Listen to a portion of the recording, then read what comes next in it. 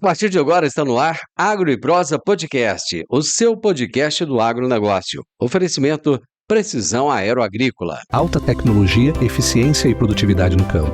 Com a Precisão Aeroagrícola, você tem maior uniformidade na aplicação, sem amassar plantas e sem compactar o solo. Tudo isso com menor impacto ambiental e uma equipe comprometida com ética, respeito, inovação e resultados.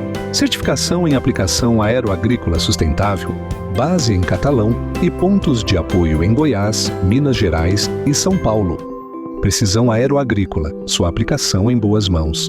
Acesse www.precisãoaeroagrícola.com.br. Agro e Prosa, apresentação Divino Ronaldo. O meu entrevistado de hoje é Sérgio Chide, que é gerente de produtos fungicidas e líder para a cultura da soja da Sumitomo Chemical. E o tema da nossa entrevista será: o avanço de doenças na soja pressiona a produtividade da safra. Sérgio, tudo bem com você? Opa, tudo bem, Divino? Tranquilo, como é que estão as coisas? Você fica em São Paulo, Sérgio? Isso, eu fico no escritório aqui em São Paulo, né? Mas a maior parte do tempo aí eu tô rodando aí o campo aí nesse Brasilzão. Pois é, cara, fiquei sabendo que você viaja Mato Grosso, Goiás, Nordeste, não para, né? Não, não para. E principalmente agora, essa época que nós estamos aí no pico da safra, né? Principalmente aí com relação a controle de doenças, né? Então nós estamos da metade para o final do ciclo, algumas áreas já começando a colheita, mas a gente tem bastante trabalho no campo agora. Sérgio, conta pra gente um pouco aí da história da Sumitomo, o portfólio dela e desse trabalho que você realiza aí na empresa. Ok. Bom, Sumitomo é uma empresa.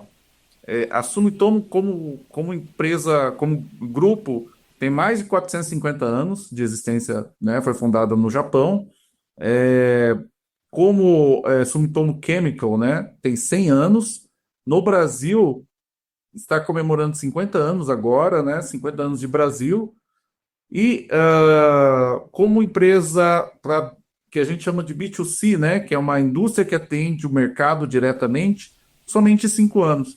Então, a gente estava há 50 anos atendendo, fornecendo moléculas para outras empresas, outras multinacionais, né? Até 5 anos atrás, quando o Sumitomo adquiriu a empresa Nufarm e, e começou a acessar aí o mercado diretamente com a linha própria da Sumitomo. Bacana. Você está há quanto tempo na empresa, Sérgio?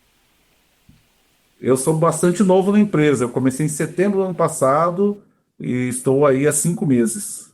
Show de bola. Sérgio, conta pra mim quais são as principais doenças da cultura da soja. Nós estamos aí já na maioria dos estados, em grande parte dos estados, tem lugar que já está até colhendo, né? Mas o pessoal já está bem avançado. E quais são as principais doenças e os impactos em termos de produtividade que essas doenças causam?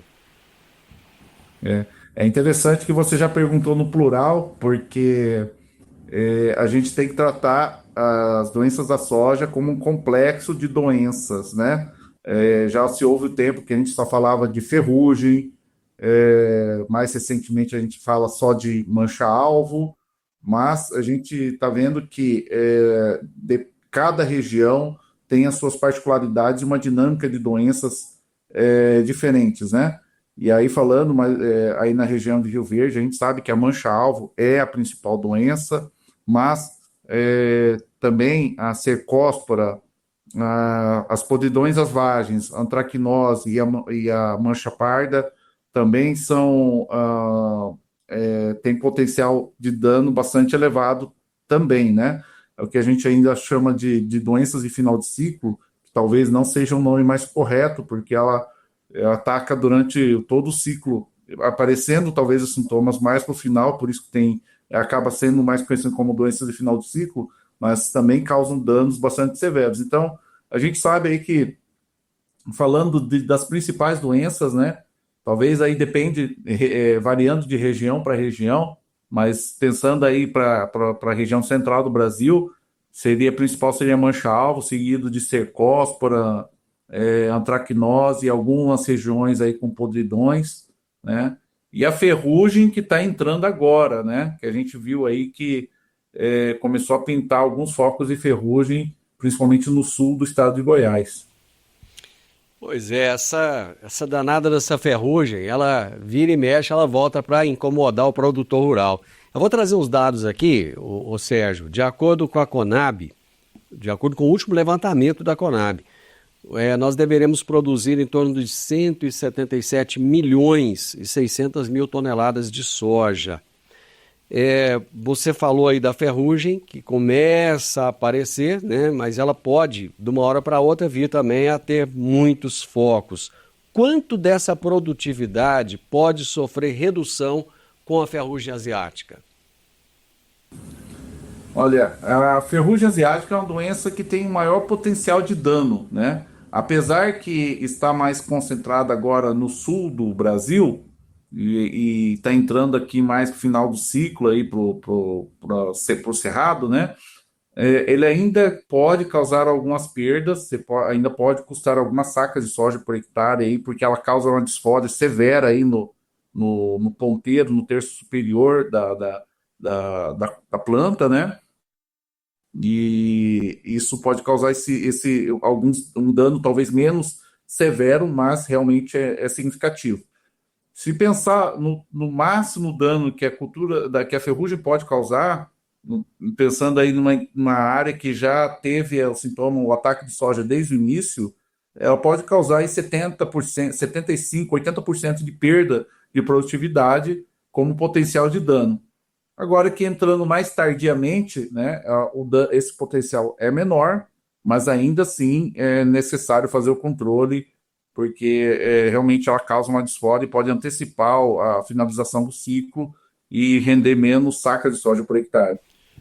Ô Sérgio, você acha que o fato da ferrugem aparecer de uma forma mais tardia, conforme você disse, se deve muito ao manejo bem feito por parte dos produtores? Eu acredito que sim, isso veio aí de uma série de ações, né?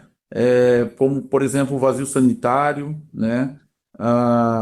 O aumento do número de aplicações de fungicidas, mesmo que seja para mancha-alvo, mas a gente sabe que os fungicidas acabam tendo esse espectro de controle tanto para mancha-alvo quanto para ferrugem, então acaba reduzindo aí a pressão.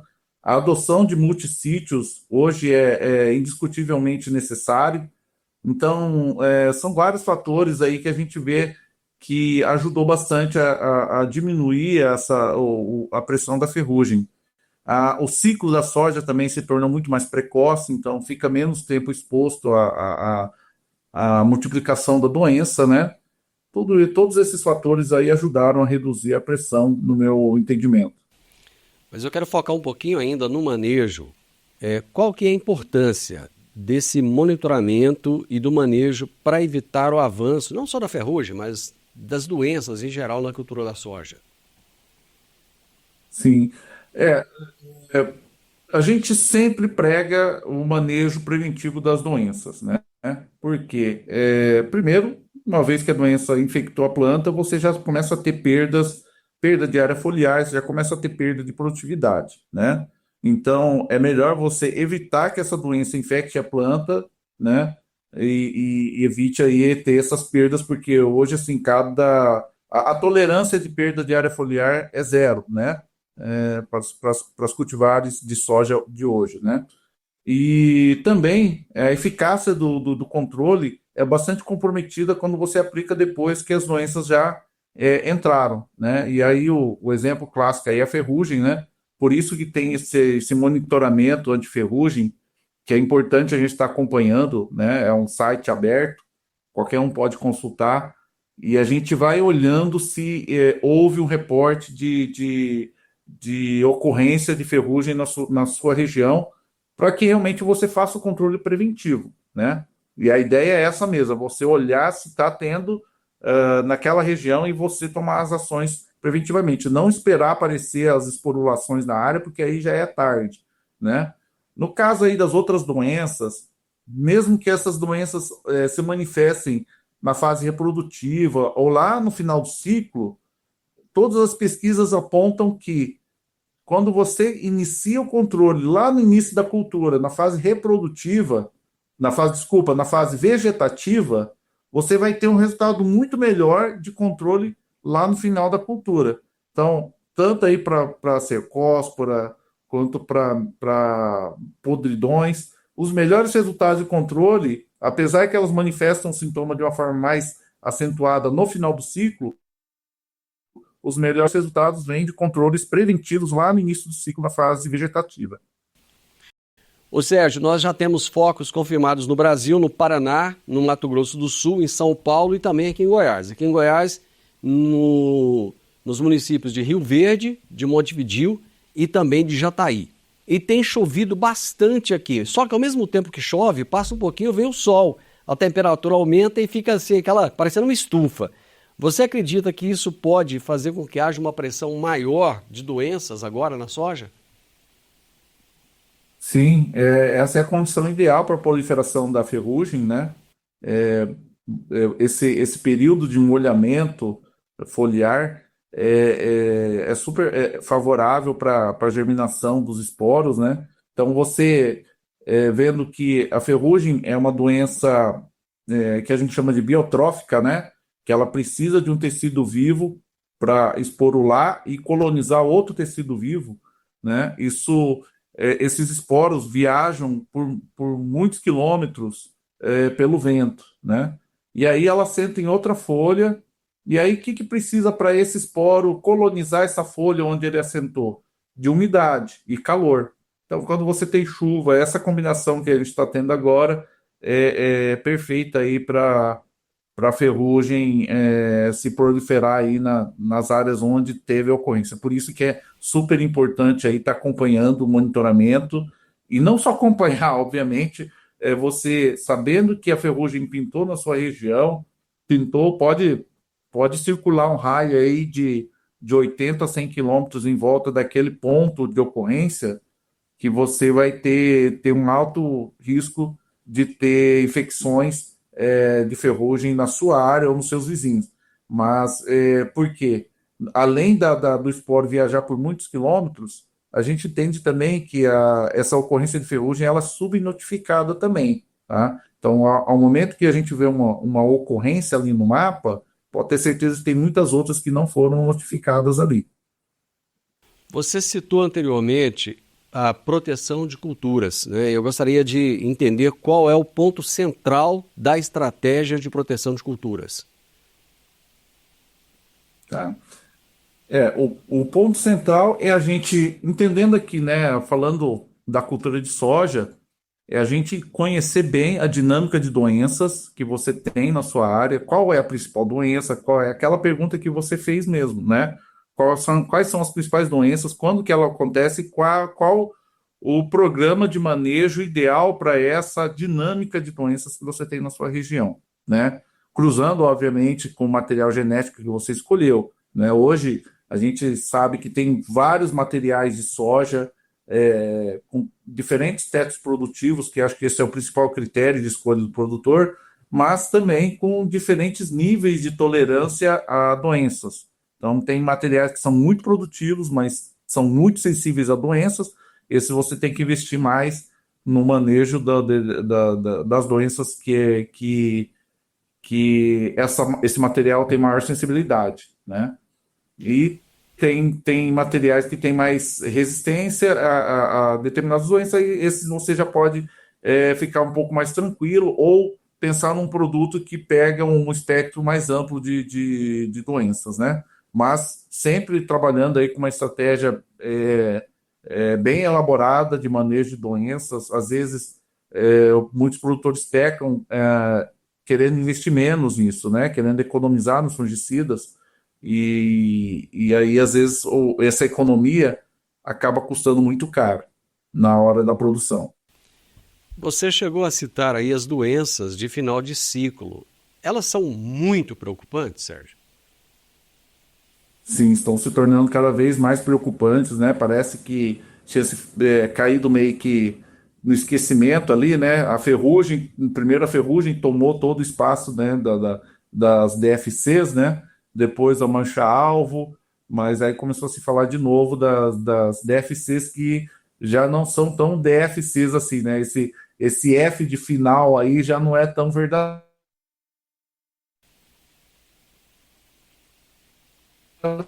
né? Então, falando aí, isso é reflexo de um manejo mal feito desde o início, né? Então, se você não faz o controle lá no vegetativo, bem feito da cercóspora, ela vai desfolhar o bacheiro, vai desfolhar o terço médio e vai aparecer lá no ponteiro no final do ciclo. E às vezes acaba sendo percebido só lá na frente, né? Então, para evitar essas perdas, realmente tem que fazer um bom manejo desde o início, né? E aí a gente tem que entender o seguinte, que não significa que você tem que usar um fungicida específico para cada alvo, né? Um para secóspora, um para mancha-alvo, um para podridão, não. Às vezes tem fungicidas que têm o espectro para controle de todas essas doenças. Você só tem que posicionar elas na aplicação no momento certo. É igual escalar um time de futebol. Você tem o jogador certo na posição certa, né? Então você tem que colocar os produtos dentro do programa na posição correta para você ter o melhor resultado de controle do complexo de doenças, e não falando de doença A, B ou C especificamente. Aproveitando essa sua fala aí, Sérgio, existem hoje no mercado muitas ferramentas estratégicas para o controle dessas doenças? Existem sim, existem sim. Nós mesmos, né, na nossa linha, a gente tem uma linha de fungicidas que a gente tem esse posicionamento, né, onde o mesmo produto entrega mais resultado na primeira aplicação no vegetativo, ou às vezes no pré-fechamento, ou às vezes no reprodutivo. Isso depende muito dessa dinâmica e a gente recomenda o fungicida certo para o momento certo para que tenha melhor produtividade. E aí, dentro desse programa, não necessariamente só tem os produtos da nossa empresa. Muitas vezes a gente tem que realmente colocar um programa aí rotacionando ingredientes químicos, ingredientes ativos, né, ou mecanismos de ação, ou grupos químicos que alternadamente no programa de aplicação entregam um melhor resultado. Bom, a gente sabe que no Brasil, principalmente aqui no Centro-Oeste, né, aqui em Goiás especificamente, nós temos uma sucessão de milho, de milho depois da soja, né? É possível fazer uma integração de manejo entre as culturas da soja e do milho? O próprio fato de você fazer essa alternância de culturas já é uma forma de manejo, né? Porque grande parte das doenças são necrotróficas, né? Ou seja, são doenças que ficam ali na palhada e ela, no momento em que você começa a chover, a própria respingo da chuva acaba infectando a cultura, né? E se você tem uma palhada muito doente, com muitos fungos ali colonizando aquela palhada, você vai ter uma pressão muito maior de doenças. Então é o que acontece, por exemplo, com a mancha-alvo, que é uma doença necrotrófica e que tem uma pressão muito maior quando você tem palhada de algodão ou da própria soja da cultura anterior, né?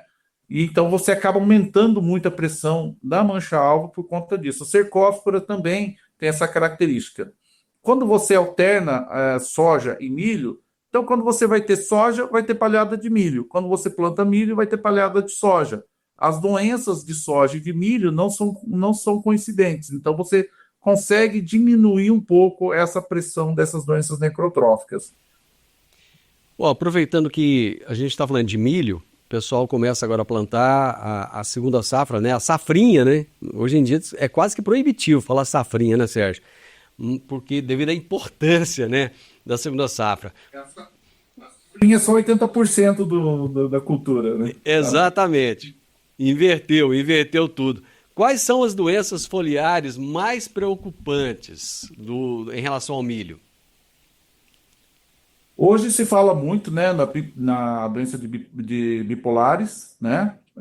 É a doença mais agressiva, ela entra cedo e avança rapidamente na cultura, né? Mas a gente tem aí umas ervas conhecidas que continuam também ocorrendo, que é a cercóspora, diplódia, fosféria, ferrugem polissora. É, Essas são as principais doenças, e da mesma forma que eu falei da soja, que existe um complexo ocorrendo de doenças que acontecem ao mesmo tempo, no milho também não é diferente. Também tem esse complexo de doenças que acontecem dependendo do híbrido, dependendo do nível de tolerância e da região e das condições climáticas, uma doença pode ser mais predominante do que a outra, mas é, dificilmente acontece apenas uma ou outra doença.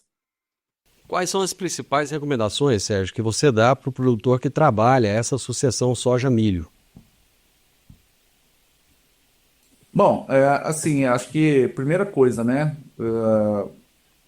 Não falando só de doenças, né? Então, pensando também no manejo de pragas, né? O bom estabelecimento do controle de sugadores na cultura da soja, né? Lá no final do ciclo, é super importante para você diminuir a pressão de percevejo no milho lá no início da cultura, que o percevejo ataca ali bem no início ali entre V2 e V4, né? E muitos desses percevejos provêm aí da cultura anterior, que é o milho. Também tem que é a soja, perdão. E também tem as lagartas também, né? Hoje a Spodoptera é uma praga que ganha muita importância, já era uma praga importante, mas ficou mais difícil ainda de controle, né? E são pragas de sistema, né? A gente está vendo aí que a gente acaba criando uma ponte verde, né, entre as culturas. Ou seja, você te oferece a comida para a praga na soja, você colhe a soja, planta o milho, você está continuando servindo a praga aí com outra cultura. Então, você fazer um bom controle na cultura anterior, você consegue diminuir a pressão aí para a cultura subsequente. Então, na casa aí, controle de pragas é bastante importante. Na questão de doenças, não necessariamente no sistema soja e milho, mas pensando só no milho,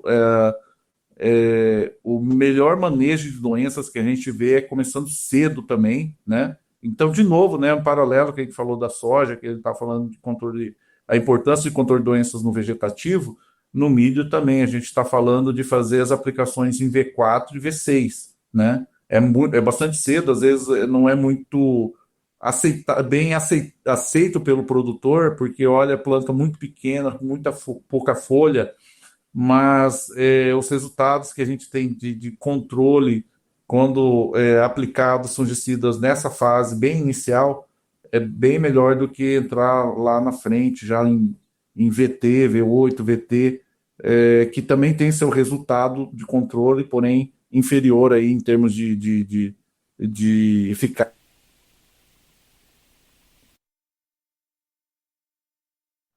e de produtividade também, né? Com esses melhores resultados.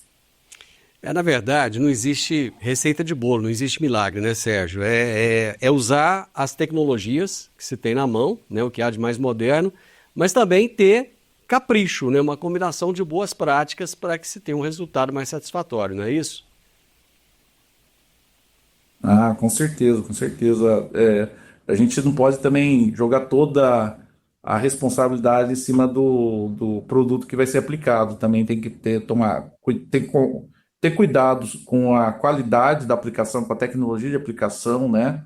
Com o horário, com o momento da aplicação, com o produto certo, com é, a genética da cultura também, né? Que a gente às vezes quer pegar o material muito pelo teto produtivo, mas esquece a questão da sanidade do material, e aí acaba perdendo mão do controle, né? E todos os outros fatores que a gente sabe que ajudam também, né? Até a parte de nutrição, quando a gente fala principalmente em cercóspora, né? Tem vários estudos que mostram que a pressão da cercóspora também está diretamente ligada ao equilíbrio nutricional da planta. Sérgio, valeu, foi muito bom ter você aqui, muito bom ouvir as suas recomendações, tenho certeza que você vai ajudar a muitos produtores rurais. Muito obrigado, um prazer receber você aqui, volte mais vezes. Opa, eu que agradeço a oportunidade aqui de estar batendo esse papo aqui, espero ter outras oportunidades aí, quem sabe aí a gente comendo pão de queijo, né, ou tomando uma cervejinha aí, batendo papo juntos aí. Já vou deixar o convite pronto para Tecnoshow. Tecnoshow 2026 a gente se encontra. Tá bom, Sérgio? Abraço. Tá combinado. Abração. Obrigado. Tchau. Valeu, tchau, tchau. Conversei com o Sérgio Chide, que é gerente de produtos fungicidas e líder para a cultura da soja da Sumitomo Chemical. E nós falamos sobre o avanço de doenças na soja e também no milho, que acabam pressionando a produtividade. O podcast Agro e Prosa tem o objetivo de falar do agronegócio de forma fácil, simples e descomplicada. Diariamente conversamos com os maiores atores do agro e abordamos os mais diversos assuntos de interesse de produtores rurais, técnicos, pesquisadores, profissionais da área e simpatizantes do agronegócio. Se você gosta do nosso podcast, então você pode nos ajudar. É muito simples. Basta seguir-nos nas principais plataformas de streaming e também no YouTube. Se você deixar um gostei, compartilhar os episódios e deixar um comentário, já vai nos ajudar muito a dar relevância tanto ao podcast quanto ao canal. E o mais importante de tudo, nos siga para receber notificações de novos vídeos e episódios. Um grande abraço para você e até a nossa próxima prosa.